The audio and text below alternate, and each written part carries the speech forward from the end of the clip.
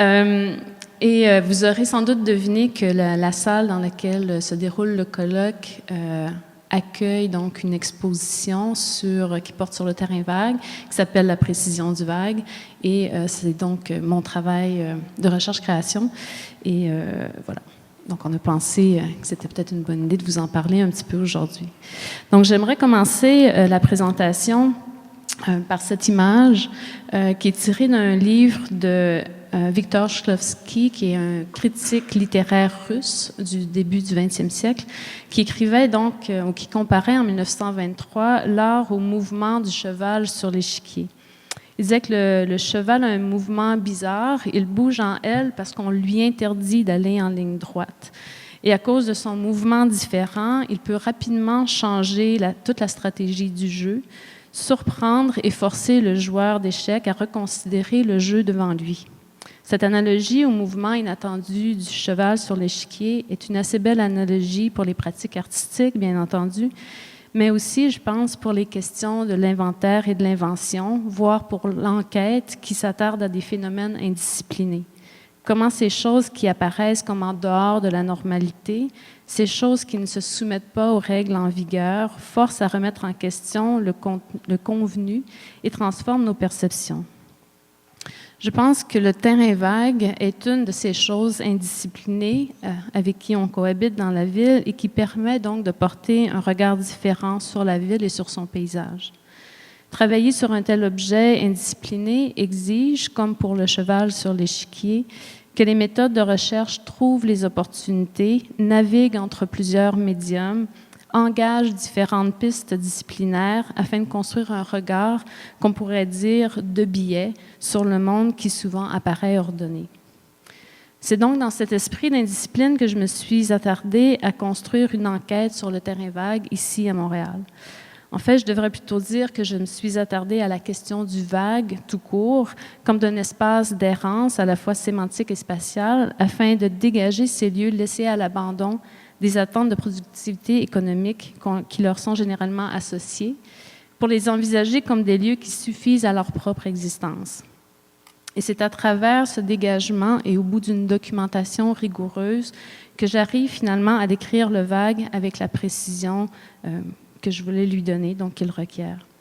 Parce qu'il s'agit bien, en fait, de lieux qui peuvent être décrits en images aussi bien en mots, de manière exhaustive. Il suffit de penser aux plantes qui y poussent, aux déchets et autres objets familiers qui y sont déposés, aux animaux et aux insectes qui y séjournent, aux traces d'usage passés qui perdurent, aux pratiques inattendues qu'on découvre parfois, etc. Donc, il s'agit de lieux qui peuvent être décrits avec une grande exactitude.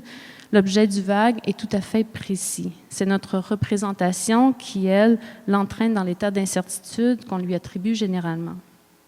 Je me suis donc lancée dans cet inventaire avec deux hypothèses en tête. La première propose que le vague est un élément constitutif de la ville et de l'expérience urbaine. Si le terrain vague est principalement considéré comme un lieu néfaste à l'expérience urbaine, un regard sur la représentation de ce que l'on pourrait nommer des lieux sans usage désigné à travers l'histoire nous indique que des exemples anciens pourraient enrichir les considérations actuelles. Par exemple, les grands appareils des fêtes publiques de l'Europe du 17e et 18e siècle, construits en bordure des villes, exploraient déjà le potentiel de lieux indéterminés à faire la ville et démontraient le rôle significatif du vague dans la construction d'un imaginaire urbain et architectural. D'une façon similaire, les peintres paysagistes ont très souvent représenté des vues dans lesquelles le vague se mêle aux ruines et à l'espace urbain, intégrant ces lieux sans fonction précise comme partie prenante d'une représentation à laquelle il semble tout à fait naturel que des lieux autres côtoient la vie quotidienne. On pourrait donc avancer que ces lieux vagues ne sont pas que des espaces abandonnés ou en attente de développement, mais qu'ils sont tout aussi constitutifs de notre environnement que ne le sont les lieux construits, et que c'est à travers leur représentation qu'ils participent activement à l'imaginaire et au discours de la ville. Plutôt donc que de considérer ces lieux vagues comme une anomalie à l'encontre d'un bon fonctionnement urbain, le vague serait plutôt essentiel à la compréhension et au déploiement de l'espace de la ville. La deuxième hypothèse s'attarde davantage à la représentation à proprement parler, proposant que le dessin en élévation peut constituer un instrument pour construire l'acceptabilité du vague. La représentation à l'échelle de façade à construire constitue l'instrument principal avec lequel les architectes sont arrivés à produire une représentation idéale de l'architecture et de la ville comme d'un paysage urbain vers lequel tendre. La perspective a évidemment joué un rôle important dans cette perception idéale, mais c'est l'élévation, parce qu'à l'échelle et constituant un dessin qui permet la construction, porte la vraisemblance détaillée de la chose à venir.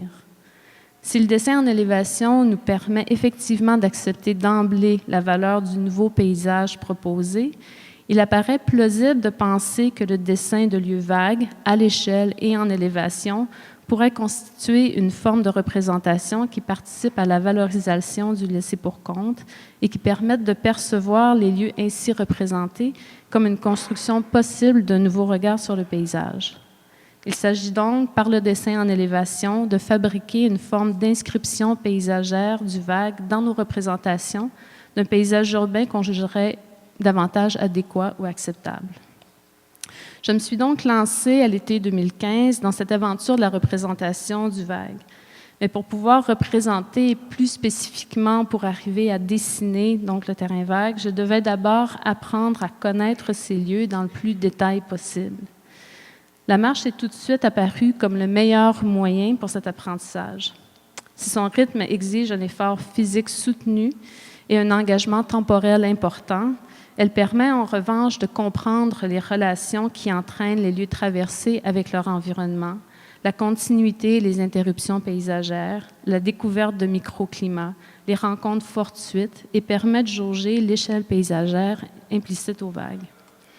Pouvant difficilement répertorier tous les lieux délaissés sur l'île de Montréal, ce qui aurait constitué une tâche gargantuesque et pas nécessairement utile, j'ai tracé une ligne de traverse d'est en ouest sur l'île de Montréal, de sorte à joindre les deux points.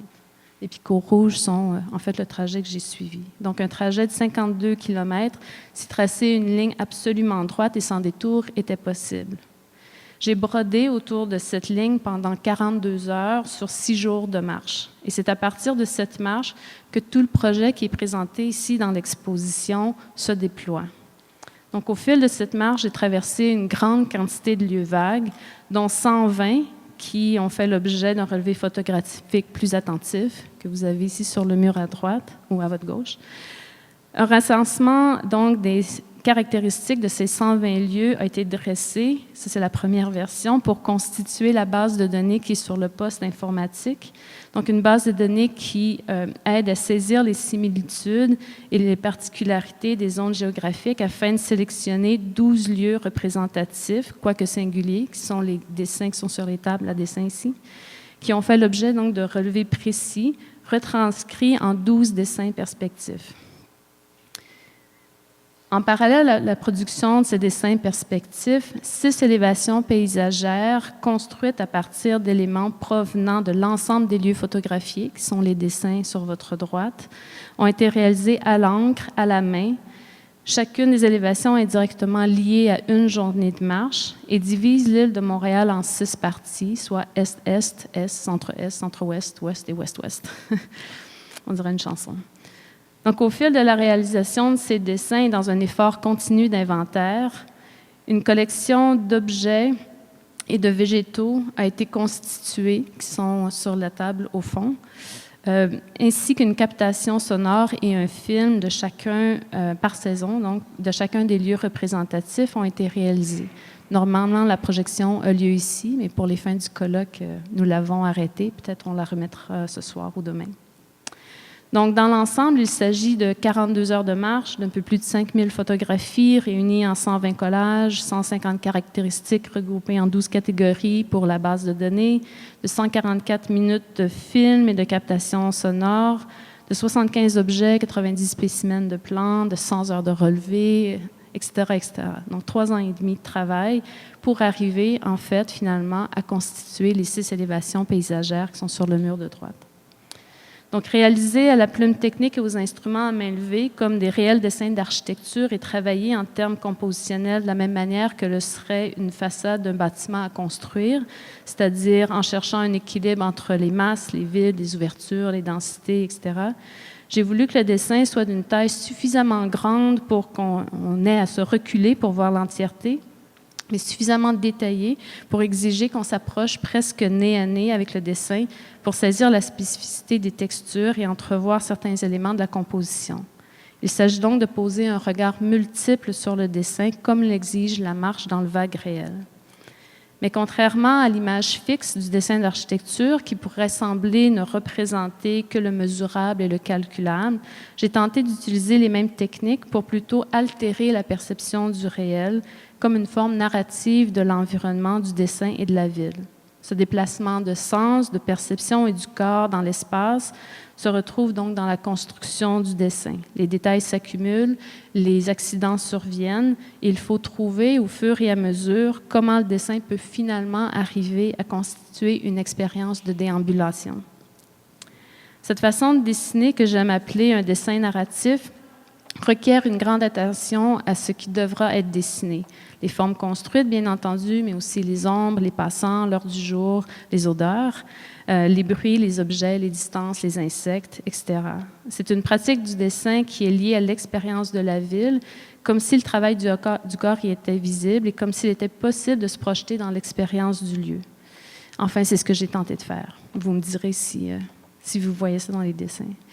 Et si chacun de nous ici, en fait, pourrait trouver différentes manières pour construire de tels dessins, ce qui compte surtout, je pense, est la méticulosité du processus, tout comme la précision nécessaire pour saisir la diversité rencontrée, puisqu'il s'agit de dissoudre l'homogénéité du réel dans une multitude de détails, d'observer attentivement les lieux traversés pour les réassembler dans des dessins et procéder à la recomposition d'une narration riche et cohérente.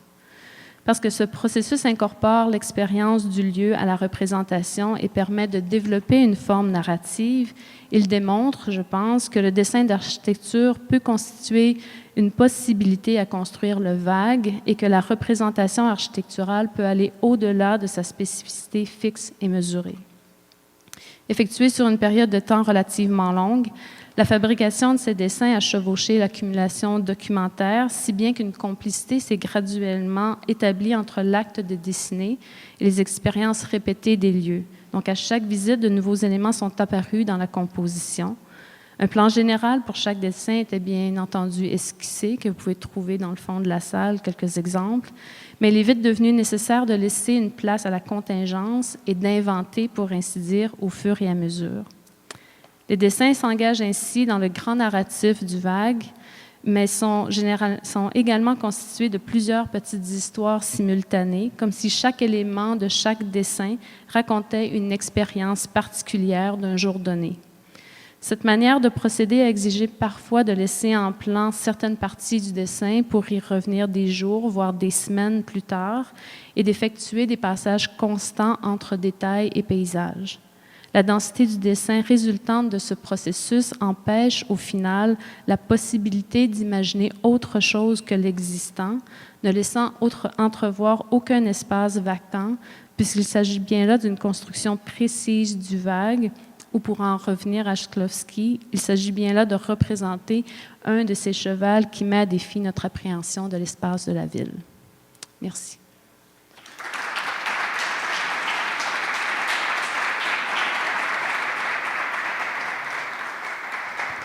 Merci, Carole. Des questions? Pas de questions. Quoi, moi, j'en ai une. On va commencer comme... T'entendre parler justement des dessins, c'est intéressant à quel point le choix de l'élévation est assez judicieux parce que les photographies et puis le travail sur le terrain nous montrent que l'inventaire du terrain vague ou du vague est fait en étant sur le lieu. En fait, c'est quelque chose qu'on comprend en se déplaçant. Tandis que l'élévation donne vraiment un point de vue idéal qui n'existe pas, en fait, la construction de la chose. Puis je pense que tu l'as bien exprimé, mais tu as dit que les dessins, en fait, tu as parlé de déambulation dans le dessin. Ma question, c'est est-ce qu'on déambule dans tes dessins comme on déambule sur un terrain vague? Et sinon, Quelle est la différence? Je pense j'imagine que l'expérience de chacun est unique. Ce sera ma réponse. Non, mais je pense que c'est similaire parce que je peux parler que de mon expérience dans le terrain vague, puisque j'ai fait cette marche seule et que je ne pouvais pas en discuter avec quelqu'un d'autre. C'est vraiment cette idée de constamment regarder vers devant, donc où est-ce qu'on s'en va, comment on va réussir à trouver le chemin qui va nous permettre de finalement traverser l'île de Montréal. Mais en même temps, ce sont des terrains accidentés, ce sont des endroits où il y a des déchets, ce sont des endroits où on trouve des choses parfois malheureuses, ce sont des endroits où il y a beaucoup d'insectes. Et donc, il y a une attention constante aux détails et à la proximité première. Et je pense que les dessins, en fait, c'est ce que j'ai essayé de faire, que les dessins, vus d'ici, je vois la composition générale, mais à chaque fois que je m'avance dans le dessin, je découvre davantage de détails. Et un détail me permet de passer au suivant, qui me permet de passer au suivant. Et donc, j'aime beaucoup voir les gens découvrir les dessins parce que je les vois. Je les vois faire ça constamment ou ils viennent à ça à 2 cm, le nez collé sur le dessin, ils vont se reculer pour voir la vue d'ensemble. Et je pense que les gens ont généralement cette déambulation. Aussi parce que les dessins sont très grands, on est obligé physiquement de se tasser pour voir les autres détails. Et je pense que ça fonctionne. Enfin, je crois. Oui. Oui. Martin, après ça, Alain. C'est très impressionnant, ton travail. Je pense que tu as répondu à ma question. Je voulais être sûr que, est-ce que les 6 esquisses, est-ce qu'ils sont toutes faites en même temps ou est-ce qu'ils sont... J'aurais beaucoup aimé voir une vue de ton atelier à un moment donné où tu peux voir un peu le processus, comment est-ce qu'ils se font tous. Bien, enfin, je pense qu'ils se font tous en même temps, mais je ne suis pas sûr. Non, ils se font un après l'autre. Une à la fois. Un à la fois. OK. Parce qu'un dessin, bon, évidemment, on fait tous autre chose dans la vie que ce qu'on voudrait vraiment faire. Et donc, les dessins, un grand dessin peut rester sur la table à dessin de 4 à 6 mois. Et donc, c'est une table qui fait 7 pieds de long. C'est une table presque de la grandeur de ces tables-là, donc j'en ai une. Et je peux travailler sur un dessin à la fois. Et comme ce sont des grands papiers, ben, les monter, les démonter de la table, c'est une perte de temps hallucinante. Mais aussi, les dessins, comme ça me prend beaucoup de temps, ça m'a permis, en fait, de retourner sur les lieux que je dessinais en même temps que je dessine. Donc, parfois, il y a vraiment il y a des morceaux de dessin où j'avais aucune idée qu'est-ce que j'allais dessiner. Et c'est en retournant plusieurs fois sur les terrains vagues que soudainement, je découvrais quelque chose que j'avais pas vu, où j'y allais, la température était différente, ou c'était une autre saison. Et là, je découvrais d'autres choses et je me disais, ah, ça peut faire partie de mon dessin, il y a quelque chose. Et donc, je pense que si j'avais travaillé sur tous les dessins simultanément, il y aurait peut-être une plus grande ressemblance entre les dessins. Et pour moi, je suis peut-être la seule à voir ça parce que c'est moi qui les ai faits, là, mais je vois une réelle progression, c'est-à-dire depuis le premier, où j'ai commencé, jusqu'au dernier. C'est d'est à l'ouest qui ont été Est est là-bas et ouest est ici, ouais. c'est ça. Et j'ai commencé donc à l'est et je me suis envenue vers l'ouest. Et il y a je vois une aisance du crayon se construire à travers les dessins. Et pour moi, ça parle du processus, en fait. Ouais. Donc, les uns après les autres.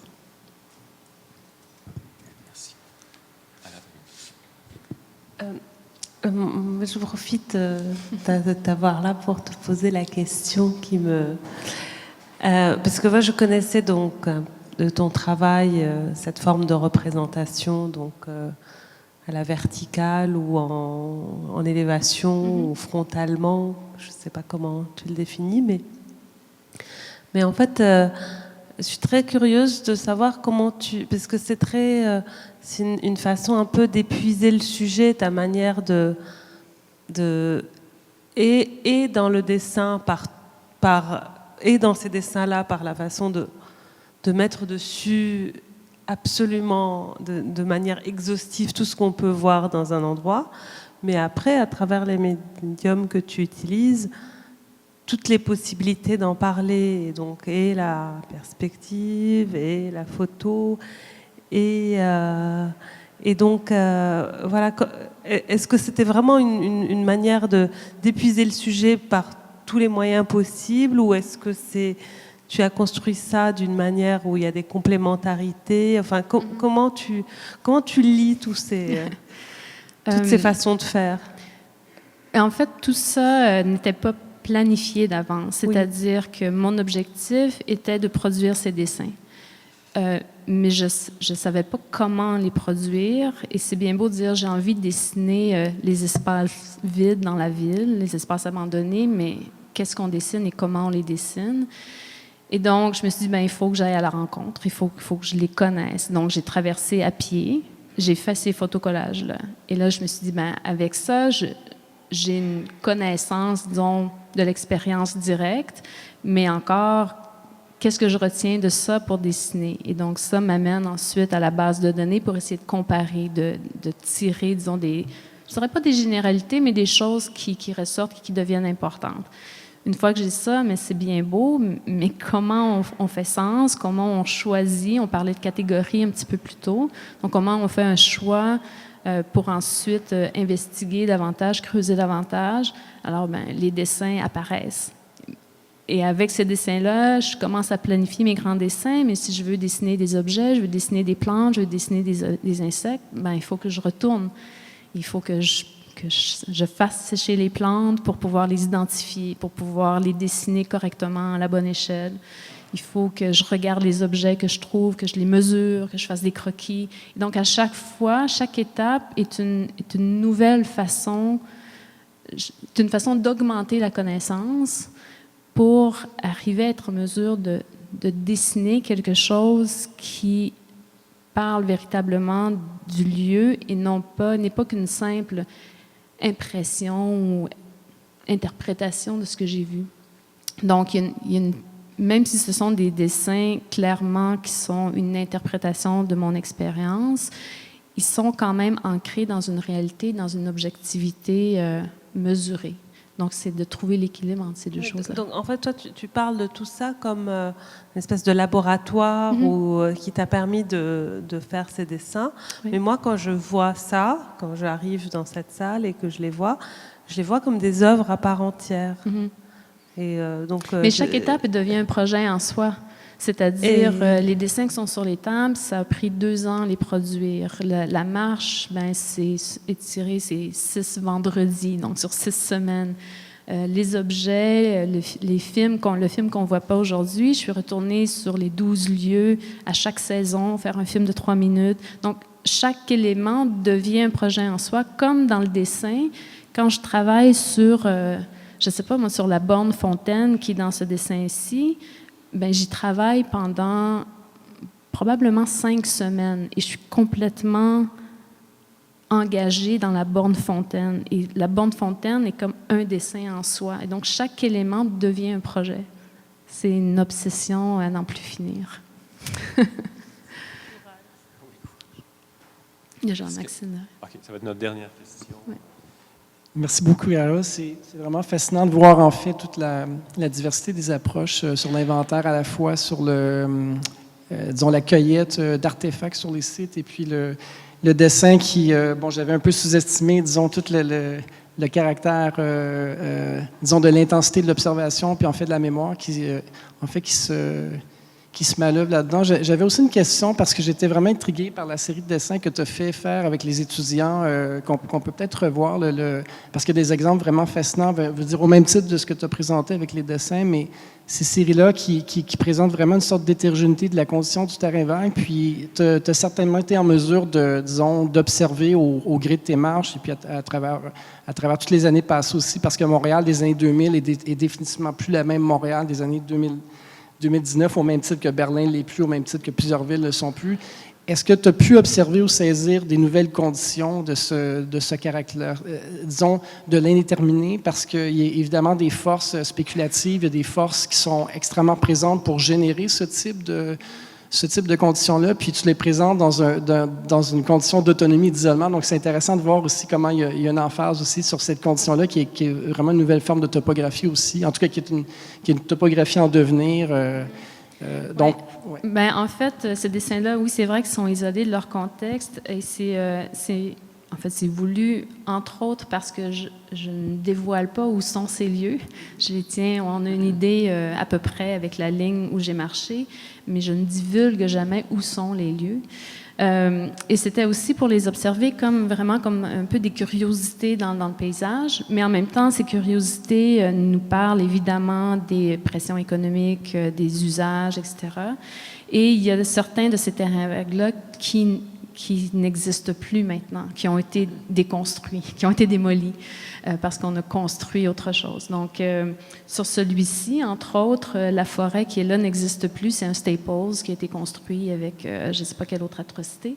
Mais donc, ce sont des lieux... le terrain vague, je dis toujours que c'est comme le personnage dans un soap opera américain qui revient, on pense qu'il est mort, puis il revient tout le temps, parce qu'on n'arrive pas à s'en débarrasser. Le terrain vague, c'est un petit peu comme ça, c'est-à-dire que même si on le démolit, donc on y construit, on y érige quelque chose, bien, il apparaît ailleurs, parce qu'il fait partie de cette mouvance politico-économique, et c'est le personnage urbain dont on ne peut pas se débarrasser. Je dirais comme ça. Merci, Carole. C'est mon plaisir.